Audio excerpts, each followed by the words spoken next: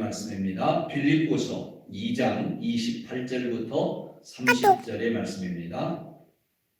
그러므로 내가 더욱 급히 그를 보낸 것은 너희로 곧 에바브로디도를 다시 보고 기뻐하게 하며 내 근심도 덜려 함이니라. 이러므로 너희가 주 안에서 모든 기쁨으로 그를 영접하고 또 이와 같은 자들을 어떻게 존귀히 여기라. 그가 그리스도의 일을 위하여 죽기에 이르러도 자기 목숨을 돌보지 아니한 것은 나를 섬기는 너희의 일에 부족함을 채우려 함이니라. 아멘. 할렐루야. 오직 예수님, 예수 그리스도의 은혜와 평강이 있을지어다. 아멘. 지난 주간에는 부활주일이었죠. 여러분, 부활주일을 보내고 난 이후에 한 주간 동안 살면서 오늘 나는 부활에 동참하며 살아가고 있는가? 또 예수님 부활의 증인으로 살았는가? 어때요? 여러분 자신을 좀 돌아보면서 그렇게 생활하셨나요? 우리는 늘 주님의 부활은 내 부활. 아멘. 그런 마음과 그런 확신을 가지고 늘 부활의 증인으로서의 삶을 이루어갈 수 있는 그런 하나님의 사람이 되어야 될 줄로 믿습니다. 아멘. 우리는 2주 전에 예수님과 함께 에바브로디도 그는 어떻게 인정받을 수 있었는가, 이런 말씀의 제목으로 같이 말씀을 나눴었어요. 3가지를 나눴는데, 첫째로는 주의 일에 기꺼이 돕는 자, 그가 바로 인정받을 수 있는 자였다. 또 교회를 누구보다도 사모하며 사랑하는 자였다. 또 하나님이 그를 아주 긍휼히 여기는 그런 자로서 그는 인정받을 수 있었다. 그런 부분들에 대해서 좀 같이 살펴볼 수 있었습니다. 이제 오늘 우리가 읽은 이 본문의 말씀으로 들어오면요, 바울이 빌립보 교인들에게 이제 너희에게 나의 형제이고 또 주의 일에 함께 수고하는 자이며 또 영적 전투에 있어서 함께 그리스도의 군사된 이 에바브로디도가 너희에게 가니 너희는 그를 주 안에서 모든 기쁨으로 영접하고 또 이와 같은 자들을 아주 어떻게 여기라? 존귀하게 여기라. 그렇게 말하고 있음을 보게 돼요. 존귀하게 여기라. 존귀하게 여기라. 우리는 이 말씀을 따서 오늘 말씀의 제목을 존귀히 여김을 받을 자, 이런 말씀의 제목을 잡았는데요. 여러분, 이 존귀하게라는 말은 헬라어로 엔티모스라는 말이에요. 이 엔티모스라는 말은 첫째로는 존경받다 또는 영예로운, 이런 그런 의미를 지니고 있어요. 그러니까 바울이 빌립보 교회에게 에바브로디도가 이제 너희에 가니 너희는 그를 존귀하게 여기라. 이 말은 무슨 말이에요? 존경받을 자로 여기라는 거예요. 아주 영예로운 자로 여기라는 말이죠. 또 이 엔티모스라고 하는 말은 아주 귀중한, 소중한, 가치가 있는 바로 그런 의미를 지내요. 에바브로디도를 너희가 아주 귀중한 사람으로 영접하라는 거예요. 아주 소중한 자, 가치가 있는 자로 영접하라는 것이죠. 여러분 어때요? 에바브로디도가 바울에게 있어서 이런 정말 존귀히 여김을 받는 자였다고 한다면 여러분과 저는 어떨까요? 하나님이 우리를 보실 때 정말 영예로운 바로 그런 모습으로 오늘 우리가 있을까요? 정말 가치가 있는 그런 하나님의 사람으로 지금 나는 살아가고 있나요? 저는 오늘 여러분 모두가 다 그런 분들이 되어지기를 주님의 이름으로 축원합니다. 왜냐하면 하나님은 그의 성도들을 존귀한 자들로 여기신다고 말씀하고 있어요. 시편 16편 3절에 보니까 땅에 있는 성도들은 존귀한 자니 그랬어요. 하나님이 오늘 여러분과 저를 어떻게 보신다고요? 존귀하게 보신다. 아주 소중하게 보신다. 하나님 왕국을 위해서 너는 가치 있는 자야. 이렇게 보신다는 거예요. 여러분 옆에 분들하고 같이 한번 인사할까요? 앞뒤 분들하고. 하나님이 오실 때 당신은 정말 가치 있는 분이십니다.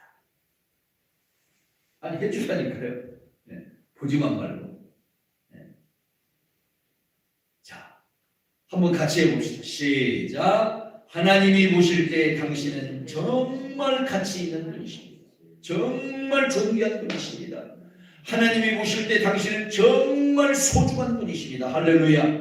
하나님이 오늘 여러분 한 분 한 분을 아주 소중하게 여기신다. 소중하게 여기신다. 그래서 하나님은 그런 성도들을 볼 때마다 항상 즐거웠다, 즐거워하신다. 그래서 나의 모든 즐거움이 이 존귀한 자 성도들에게 있도다라고 말씀하고 계시죠.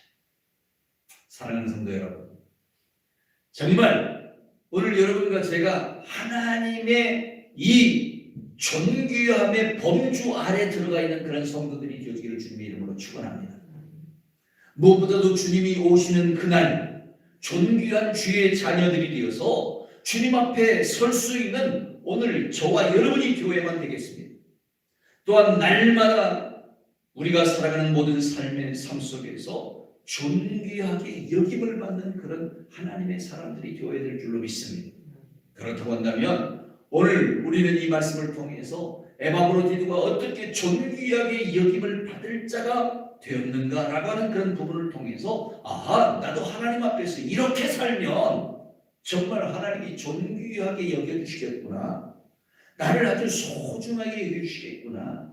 나를 가치 있는 바로 그런 자로 여겨주시겠구나. 여러분 깨닫는 시간이 되어지기를 주님의 이름으로 축원합니다. 정말 존귀 여김받을 자 그 첫 번째로는 어떤 자입니까? 그리스도의 일을 위하여 죽도록 충성하는 자다. 그렇게 말씀하고 있습니다. 누구를 어떤 성도를 하나님이 존귀하게 여기신다고요? 죽도록 충성하는 자. 그리스도의 일을 죽도록 충성하는 자라는 거예요. 여러분 오늘 본문의 말씀에 보면 에바브로디도는 그리스도의 일을 위하여 죽기에 이르기까지 충성하였다라고 말씀하고 있음을 보죠. 30절 내가 그가 그리스도의 일을 위하여 죽기에 이르러도 그렇게 여기서 죽기에 이르렀다고 하는 말은 죽도록 충성했다 바로 그런 말이에요. 어떤 일이에요? 그리스도의 일에 충성했다는 것이죠. 여기서 말하는 이 그리스도의 일이라는 것은 꼭 어떤 전도자나 또는 목사님들이나 이런 분들처럼 하나님 왕국의 일을 최선을 다해서 이루고 전도하는 그것만을 지칭하여 말하지는 않습니다. 그야말로 복음 전도와 관련되어져 있는 모든 일들이 다 그리스도의 일인 줄로 믿습니다. 전하는 자가 있으면 그 전하는 자를 위해서 주위에서 어떻게 하는 자? 기도하고 또 협력하고 후원하고 이런 분들이 있어야 되는 것이죠. 전도하는 자만 그리스도의 일을 하는 게 아니에요. 기도해 주는 것도 그리스도의 일이고 물질로 후원하면서 전도용품을 같이 이렇게 같이 나누어 주는 것도 그것도 주님의 일이고 모든 것이 다 주님의 일이라고 말할 수 있어요. 이렇게 주의 종과 협력하고 또 함께 하나님의 일들을 이루어 나가는 그런 모든 것들이 다 주님의 일인데 이 주님의 일을 위하여서 에바브로디도는 어떻게 했다고요? 죽도록 충성했다 이런 말씀을 하고 있습니다. 그야말로 에바브로디도는 교회가 지향하는 일에 적극적으로 헌신하였으며 후에는 바울을 위하여 병들어 죽을 지경에 이르기까지 헌신하며 충성하는 그런 하나님의 사람이었다라는 거예요.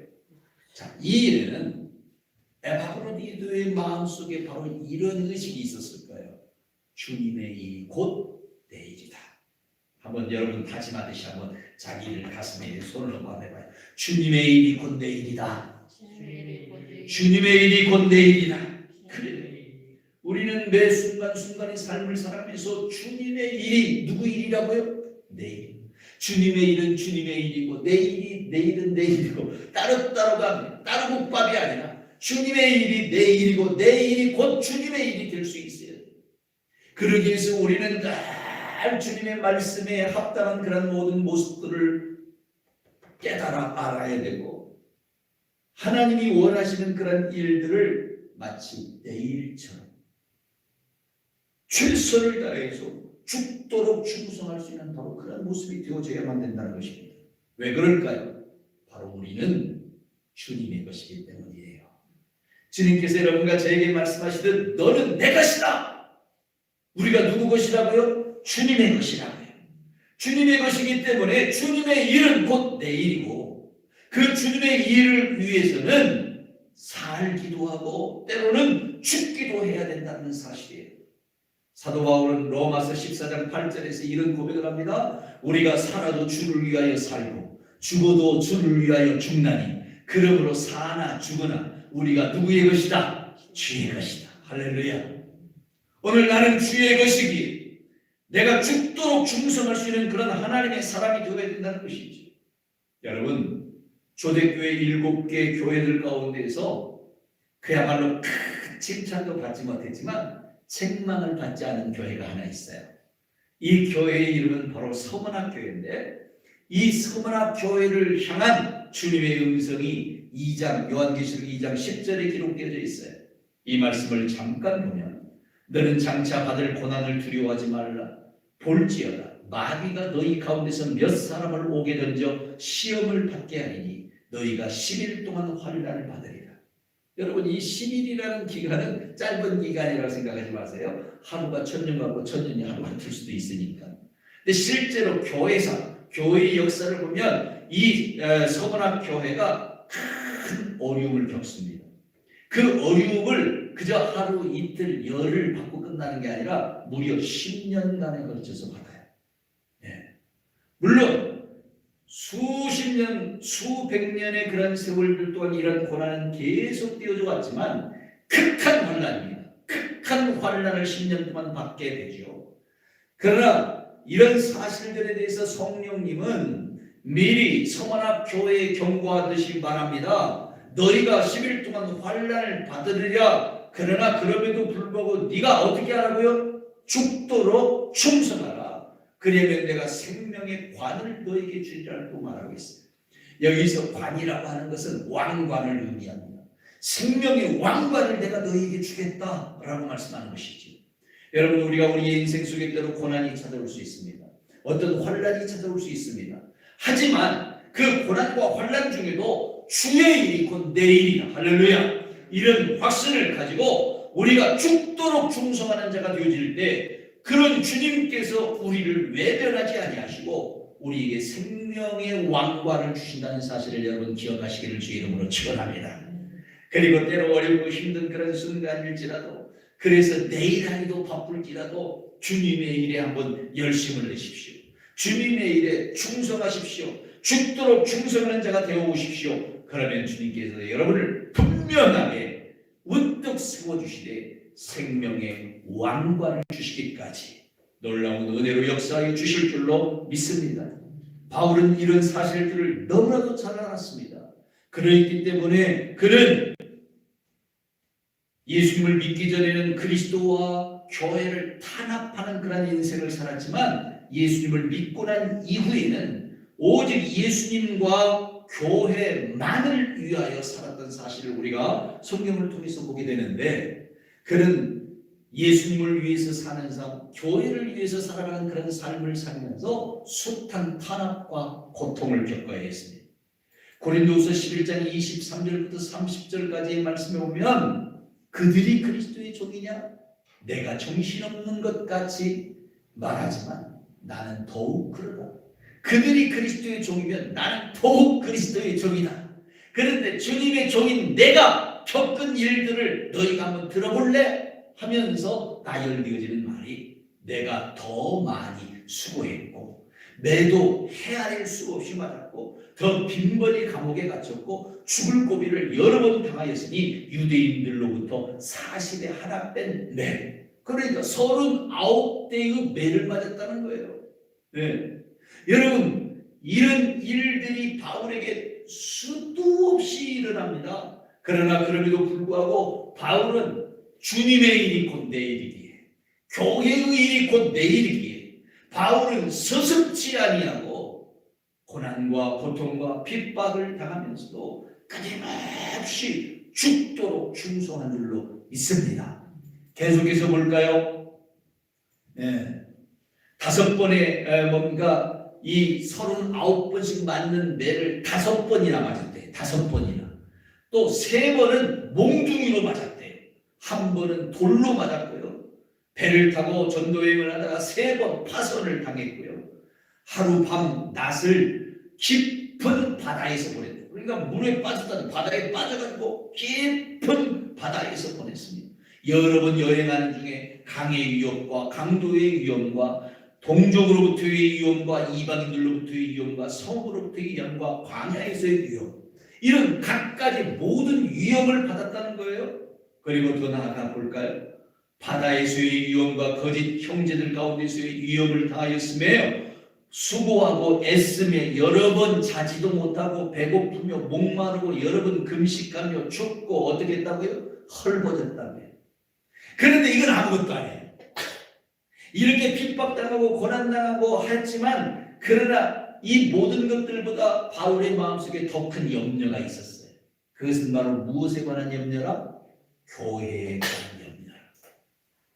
이 외부의 일들 외에도 날마다 나에게 밀려드는 것이 있는데 빌립보 교회는 지금 어떨까? 데살로니가 교회는 지금 어떨까? 골로새 교회는 어떨지? 고린도 교회는 어떨지?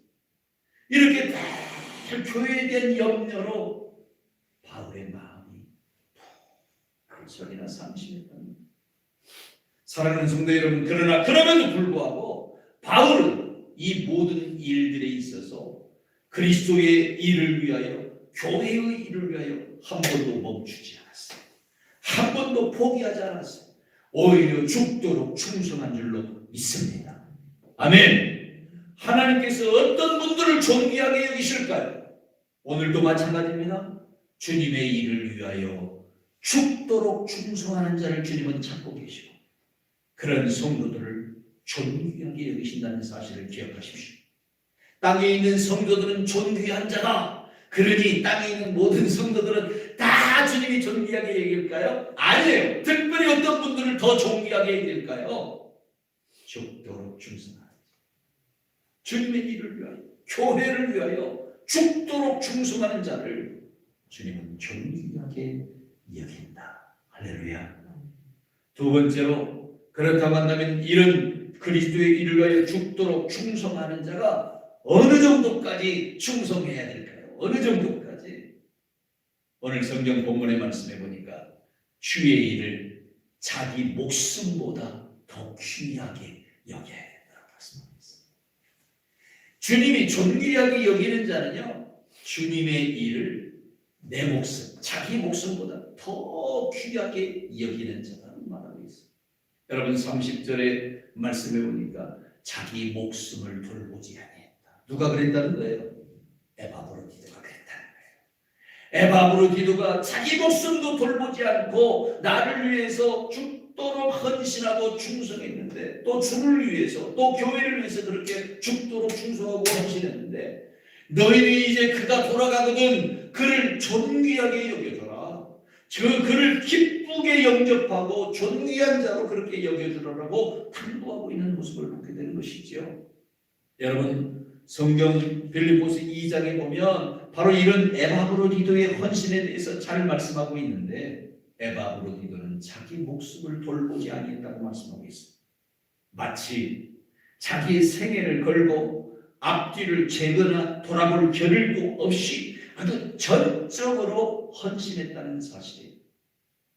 교회가 그에게 부여한 헌금을 가지고 바울에게 가는 그 임무를 완수했을 뿐만 아니라 그리스도의 일을 감당함에 있어서 바울을 도우며 바울을 통해서 주님의 일들을 이루어가는 일에 자기 목숨보다 더 귀하게 여겼다.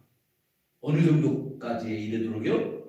죽음에 이르되 죽을 지경에 이르기까지 죽음의 지경에 이르기까지 그렇게 최선을 다해서 주님의 일을 귀하게 여겼다는 거예요. 여러분 한번 생각해 보세요. 사실 이런 일들이 쉽게 결정되고 쉽게 진행될 수 있는 일인가요? 결코 쉬운 일이 아니죠. 보통 여러분이나 제가 하는 모든 일들은 대부분의 일들은 살기 위해서 하는 일이에요. 그렇죠? 살기 위해서 하는 일. 먹고 자고 일하고 쉬고 하는 이 모든 일들은 다 살자고 하는 일이잖아요. 다 살자고 하는 일. 따라서 목숨까지 돌보지 않고 할 정도의 일들은 결코 아니에요.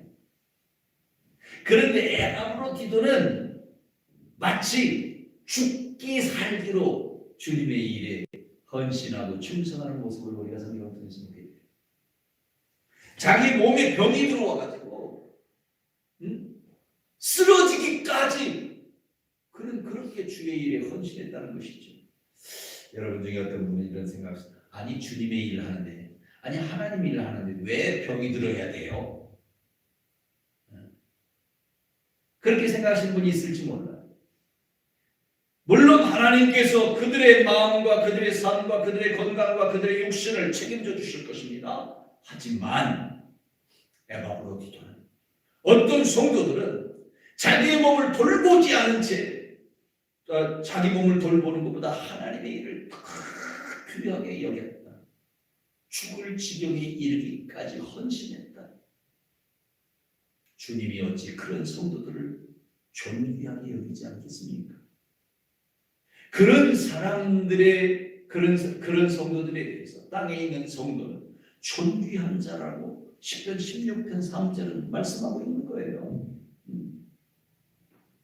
여러분 한번 생각해 볼까요? 보통 사람들이 자기 목숨을 돌보지 않고 어떤 일들을 하는 경우는 어떤 일일까요? 어떨 때 그럴까요? 제가 생각해 보니까 그런 때 내 자기 목숨도 돌보지 않고 막 하는 것 같아요. 첫째로는 어떤 경우가 있냐면 즐거워서 하는 일은 그런 것 같아요. 즐거워서 하는 일. 억지로 하는 일은 하기 싫어요. 할 수가 없어요. 그렇지만 이 일만 하면 즐겁네. 이 일만 하면 막 기쁨이 막 솟아나요. 그런 일들은요 사람들이 아무리 말려도 그런데 이 일들을 하는 데 있어서 사람들은 최선을 다해서 그 일을 해요. 그렇죠? 네. 여러분 자녀들을 바라볼 때 막 기쁨이 솟아나는 그 자녀들을 위해서 죽는지 사는지 모르고 막 일하잖아요. 그렇죠? 네. 엊그저께 보니까 어떤 뉴스 시간에 보니까요. 저 인왕산이 있잖아요. 이 바위가 거의 90도더라고요. 90도. 근데 막 젊은 남녀 그 젊은 등산하는 사람들이 그 바위를 맨손으로 막 올라가. 맨손으로. 네. 이 바위의 틈바구니를 이렇게 잡고 맨손으로 올라가서 정상까지 올라가는데요. 저보고 그 일을 하려면 죽어도 못한다고 그러더라고요.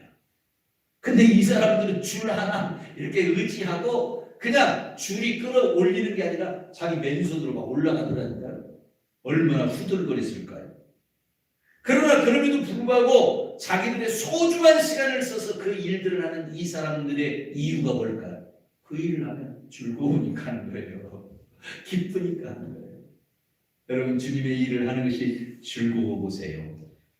주님의 일을 하는 것이 기쁨이 되어지기를 주님의 이름으로 축원합니다. 그러면 여러분 죽자사자 할 수 있게 돼요. 죽자사자. 그런데 목사님이 기도하자 하니까 재미가 없어. 기쁨이 없어. 전도하자고 해도 기쁨이 없고 재미가 없어. 어떤 일을 하자고 하면 기쁨이 없고 재미가 없으면 어째요? 어떻게 하면 도망칠까? 어떻게 하면 한 발을 뺄까? 여러분 그 궁리부터 하게 되잖아요. 하나님께서 존귀하게 여기시는 성도는 어떤 사람인가? 하나님의 일을 기쁘게 여기는 사람. 기쁘게 여기면 죽도록 충성할 수 있게 되어지는 줄 믿습니다. 두 번째로 자기 목숨을 돌보지 않고 어떤 일을 하는 사람은 왜 하느냐? 절대 절대절명의 위기에서 봉착했을 때, 절대절명의 어떤 위기가 왔을 때는요, 사람이 초인적인 힘이 발휘돼요. 죽고 살고 이건 뭐 따지고 생각할 겨를도 없어. 여러분, 사랑하는 자녀가 교통사고가 났다고 하면 가만히 그 전화를 받고 사람들이 신발도 못 신고 막 밖으로 뛰어나가. 왜 그럴까요? 위기를 느꼈기 때문에 그래요. 이런 위기를 느끼게 되면 아주 초인적인 힘을 발휘하게 되죠. 여러분, 보통 화재 현장에 가면 소방관들이 물을 뿌리면서 화재를 진압합니다. 그런데 저 건물 안에 어떤 할머니가 지금 갇혀져 있어 하고 어떤 사람이 소리치면요, 소방관들이 자기도 모르게 막 그 건물로 뛰어들어간대요. 왜? 구출하기 위해서. 그 사람이 절대절명의 위기 가운데 있으므로 내가 자기 몸을 돌볼 겨를이 없는 거예요. 생각할 겨를이 없는. 내가 저 불구덩이 속으로 들어가면 죽어! 이렇게 생각되면 어떻게 될까요? 못 들어가죠. 그런데도 불구하고 뛰어들어가는 것은 그 불의 공포보다 그 사람을 살려야 되겠다고 하는 어떤 절대절명의 위기 속에서 나오는 사명감이 있을 때, 사명감이 있을 때 이 일을 감당할 수 있게 된답니다. 가끔 가다 보면 지하철에서 술 취한 취객이나 어떤 사람이 밑으로 떨어져 가지고 거기를 저 전동차 삐 하고 오니까 그 사람을 구하기 위해서 젊은 청년이나 어떤 사람들이 막 뛰어내리잖아요. 뛰어내려서 어떤 일본에서는 우리 한국인 그 유학생이 뛰어내려서 구출을 해놓고는 자기는 죽었어요. 전동차에 치여서. 근데 그 유학생을 위해서 일본 사람들이요, 지금 10년이 넘었는데도 불구하고 계속 추모의 꽃을 그날이 되면 그곳에 갖다 놓는 거예요. 비석을 세우고. 근데 이런 일들이 왜 일어날까요? 그 절대절명의 위기를 당한 그 사람을 바라보게 될 때요, 자기 몸을 생각하지 않는 거예요. 절대절명의 위기가 생겼을 때는 자기 몸을 돌아보지 않게 돼요.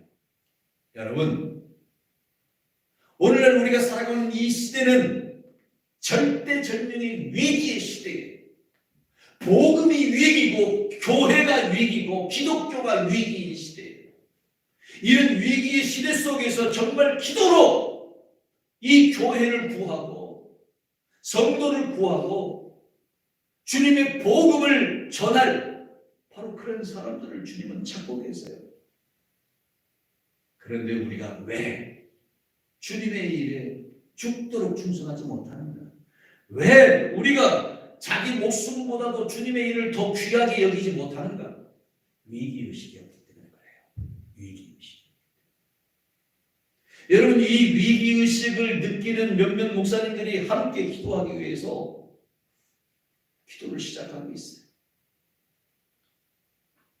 누군가 위기의식을 느낀다면 그 모습을 보면서 나도 한번 그 위기의식을 가지고 함께 동참해야 되겠구나. 적어도 여러분 그런 생각이라도 가지고 함께 할 수 있어야 되지 않겠어요?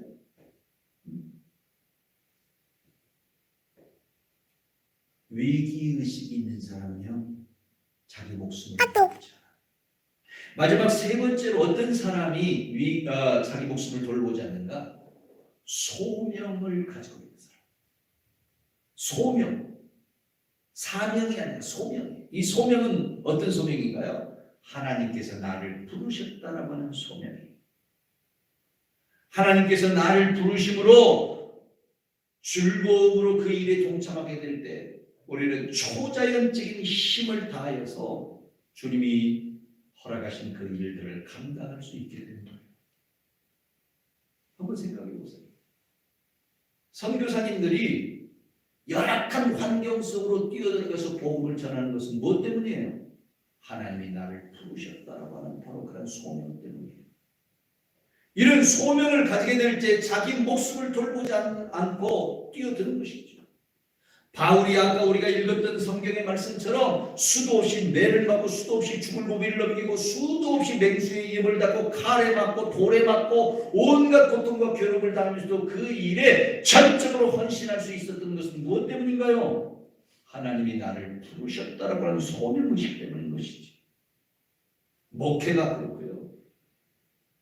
헌신적으로 수고하며 일하는 우리 성도들의 헌신된 삶의 모습 그 자체가 바로 그렇습니다. 사랑하는 성도 여러분, 저는 오늘 여러분들이 주님의 일을 바라볼 때 즐거워서 동참하기를 바랍니다.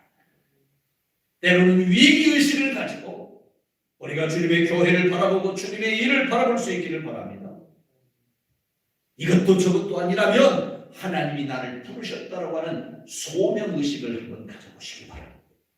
그러면 오늘 여러분들은 에바브로디도 이상과는 하나님이 여러분들을 존귀하게 여기실 수 있는 그런 하나님의 사람으로 쓰임받는 그런 일꾼들이 되어지리라고 믿습니다.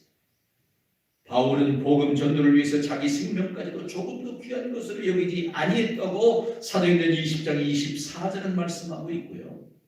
베드로는 네로의 박해를 피해서 도망치다가 예수님께서 환상 중에 로마로 다시 들어가시는 그 모습을 바라보면서 로마의 언덕에서 그런 고백을 하죠. 쿼바디스 도미네, 주여 어디로 가시나요? 그때 그에게 들려온 주님의 음성은 나는 네가 버리고 떠나는 내 백성을 위해서 그들과 함께하기 위해서 지금 로마로 가고 있다. 주님이 베드로에게 그런 음성으로 말씀하실 때 베드로는 그것을 대성통곡하고 회개하고 그의 발걸음을 돌려서 주님 가고 계시는 로마로 그렇게 다시 되돌아가지. 그리고 그곳에서 붙잡혀 순교를 하고 십자가에 거꾸로 매달려 죽는 순교를 당하는 바로 그런 일들을 겪는 모습을 여러분 코바디스라고 하는 그런 영화를 통해서 아마 여러분 보셨으리라고 생각이 되어져요. 주님의 일을 자기 목숨보다도 더 귀하게 여기는 자, 주님이 그들을 정말 존귀하게 여기시지 않겠습니까? 저는 오늘 여러분들이 바울처럼 베드로처럼 디모데처럼 에바브로디도처럼 정말 주님의 일들을 내 일보다도 더 귀하게 여기고 내 목숨보다도 더 귀하게 여길 수 있는 그런 하나님의 사람들이 되어지기를 주님의 이름으로 축원합니다. 세 번째, 오늘 우리가 읽은 이 본문의 말씀을 통해서 깨달을 수 있는 에바브로디도는 어떻게 존귀히 여김을 받을 자가 되었는가? 그것은 그는 항상 교회의 일에 부족함을 채우는 자였다는 것입니다. 교회의 일에 부족함을 채우는 자. 30절에 보니까 나를 섬기는 너희의 일. 이게 지금 누구의 일이에요? 빌립보 교회의 일이에요. 에바브로디도는 이 빌립보 교회의 성도거든요. 네. 어떤 일 종도 아니에요. 목사도 아니에요. 그냥 일반 성도예요. 에바브로디도는. 그때까지만 해도. 그런데 이 빌립보 교회가 헌금을 해서 바울에게 이 헌금을 보내야 되겠다라고 바울을 섬기는 바로 그러한 일, 이거예요. 그런 일들에 부족함을 채웠다. 그는 그렇게 말씀하고 있어요. 에바브로디도가 부족함을 채웠다는 거예요. 그러면 이게 부족함을 채웠다는 말이 무슨 말이에요? 빌립보 교회가 열심히 헌금을 했는데 목표치가 도달이 안 됐어. 그래서 바울에게 돈을 보낼 수가 없어요. 그러니까 에바브로디도가 그 모습을 보고 마음이 안타까워가지고 자기 재산을 팔아가지고 아니면 최선을 다해서 헌금을 해가지고 그 돈을 마련했다. 여러분 그런 의미일까요? 아니에요. 이런 의미가 아니에요. 빌립보 교회가 마련한 이 헌금을 1500km가 떨어져 있는 로마에까지 누가 전달할 것인가? 우리가 2주 전에 이미 말씀을 나눴어요. 이 부분에 대해서.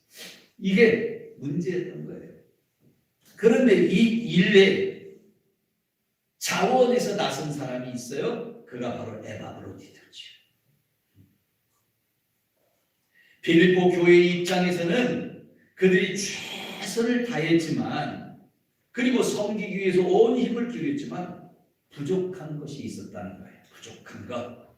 부족함. 그러잖아요. 부족한 것이 있었다는 거예요. 그 부족한 것이 뭐냐? 마지막 남은 자기 자신들을 포기하지 못하는 부족함, 바로 그 자체예요. 다시 말하면 누구도 이 돈을 가지고 로마로 가려고 하는 사람이 없었다는 거예요. 이 일들은 자기를 포기해야만 가능한 일이거든요. 왜냐하면 1500km의 거리를 여행하는데 요즘같이 KTX가 있는 것도 아니고 비행기가 있는 것도 아니고 하다못해 완행열차, 무궁화 비둘기호 열차라도 있으면 다행인데 그것조차도 없어요. 걸어서 가야 돼요. 배를 타고 가야 되고 걸어서 가야 돼요. 풍랑의 위험이 있고 도적대의 위험이 있어요. 자칫 잘못하다가는 죽기 마련이고 병들기 마련이에요. 그러니까 누구도 나서지 않는 거예요. 이 부족함이에요. 이 부족함. 그런데 차원한 사람이 누구라고요? 에바브로디고요. 에바브로디고는 자기 목숨보다 더 귀하게 이 일들을 여겨서 병들어 죽을 지경에 이르기까지 최선을 다해서 이 일들을 완수하고 바울을 섬겼다라는 사실이에요. 에바브로디는 교회가 다하지 못한 부분까지 헌신과 희생의 모습으로 교회의 부족한 부분을 세운 자였다는 것이죠. 그뿐만 아니라 바울을 위해서 로마 감옥에서 바울을 위해서 최선을 다해서 헌신했던 그런 모습을 우리는 성경을 통해서 보는 것이죠. 여러분, 아무리 훌륭한 교회 또 헌신된 성도들이 있는 교회라고 할지라도요 100% 주님의 요구에 순종하며 헌신하는 경우는 거의 없어요. 거의 없는 게 아니라 아예 없어요. 그런데 그런 일들 100% 주님의 일에 헌신하기 위해서 중요한 것은 이 교회를 위해서 헌신된 사람이 있느냐는 거예요. 예루살렘 교회가 핍박으로 인해서 위기에 처했을 때에 스데반 집사는 그들 앞에 나서서 주의 복음을 담대하게 전했어요. 그리고 붙잡혀서 돌에 맞아 순교를 당하게 되는데 이 순교의 모습을 통해서 예루살렘 교회가 두려움에 떨고 꽁꽁 숨어버린 것이 아니라 그들은 순교당한 이 스데반의 모습을 보면서 오히려 용기를 얻었어요. 오히려 힘을 얻었어요. 그리고 모든 성도들이 주의 복음을 들고 감추어졌던 자리에서 밖으로 드러난 전도자들이 되기 시작한 거예요. 그래서 예루살렘에서 유대로 사마리아로 땅 끝까지 이르러 흩어져 복음을 전하며 예수는 그리스도다. 예수는 우리의 주인이시다. 그분은 메시아이시다. 그분은 우리에게 하나님의 왕국을 주셨다라고 하는 하나님 왕국의 복음을 전하며 예수 그리스도의 복음을 전하는 복음 전파의 용사들이 되었던 사실을 우리가 볼 수 있어요. 여러분, 이 일들이 누구부터 시작되었다고요? 스데반에서부터 시작되어진 겁니다. 코로나의 위기 속에서 부른디 선교를 위해서 부른디의 부족함을 채우기 위해서 부른디로 날아가 복음을 전하며 애쓰고 있는 이광진 선교사님을 저는 생각해 보아요. 또 코로나 확진되어져 중택 가운데서도 포기할 줄 모르는 그런 우리 최승희 선교사님, 태국에 계시는 최승희 선교사님도 생각해 보아요. 여러분, 이분들이 편안하게 지금 신앙생활하고 있는 저나 여러분들을 뛰어넘어서서 그 어렵고 힘든 지역에 가서 어려운 사람들을 만나 복음을 전하며 생명까지 아낌없이 내어주는 이유가 뭘까요? 그것은 우리의 부족함을 채우기 위하여. 오늘 여러분들의 부족함을 채우기 위해서 그분들이 지금 앞장서 가고 있는 거예요. 그러므로 오늘 우리가 그들을 위해서 기도해야 되지 않겠어요? 그러므로 우리가 그들을 위해서 헌금하면서 그들을 위해서 협력하고 선교하는 일에 하나 되어줄 수 있는 그런 모습이 되어야 되지 않겠느냐는 거예요. 사랑하는 성도 여러분, 땅에 있는 성도는 존귀한 자라고 말씀하고 있어요. 그 존귀함을 이룰 수 있는 성도가 누구예요? 교회의 부족함을 채우는 자예요. 저는 이 선교사님들뿐만 아니라 또는 바울이나 에바브로디들뿐만 아니라 오늘 여러분들도 이런 훌륭한 존귀한 자가 되시길 바랍니다. 하나님이 여러분을 바라볼 때에 땅에 있는 사랑하는 내 아무개 집사야, 아무개 권사야, 아무개 성도야, 나는 내가 볼 때 참 존귀한 자다. 왜냐하면 너는 교회 일의 부족함을 채우는 자이다. 그렇게 채우는 자이기 때문이다. 주님이 그렇게 말씀하신다면 오늘 여러분과 저에게 얼마나 영광스러운 일이겠습니까? 사랑하는 성도 여러분, 빛은 어두울수록 더욱 빛납니다. 그러하듯이 진정한 헌신의 사람은요, 풍요하고 풍족할 때 나타나는 것이 아니라 어렵고 힘든 순간 속에서 더욱 빛나게 되어 있습니다. 하나님은 지금도 교회의 위기와 부족함 속에서 하나님의 뜻을 성취하고 하나님의 영광의 빛을 바라며 어두움 속에서도 생명의 빛을 비출 그런 사람들을 찾고 계신다는 사실을 우리는 한순간도 잊어서는 안 되겠습니다. 우리 두드림 교회가 세워지는데 이런 역할을 했던 많은 성도들이 있습니다. 하지만 지금은 바울의 곁을 떠나버린 데마나 그리스게처럼 교회를 떠나서 자신의 길을 걸어가는 사람도 있지만 그들이 있는 처소에서 주님을 위하여 최선을 다하여 그렇게 일하고 있는 사람들도 있을 줄 믿습니다. 우리 교회의 모습 속에서 보면 비록 작은 무리들이지만 남아있는 여러분들이 진정한 일꾼이고 교회의 부족함을 채우는 일꾼이 되고 있음을 저는 믿습니다.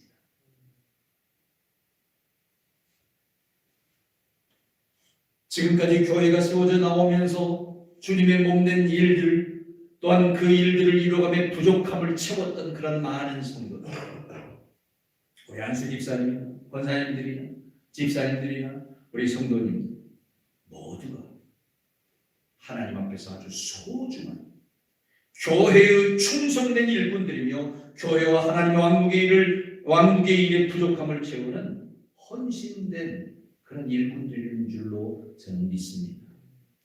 사랑하는 성도들, 오늘 여러분들은 진정 땅에 있는 성도이지만 하나님이 존귀하게 여기는 자들이십니다.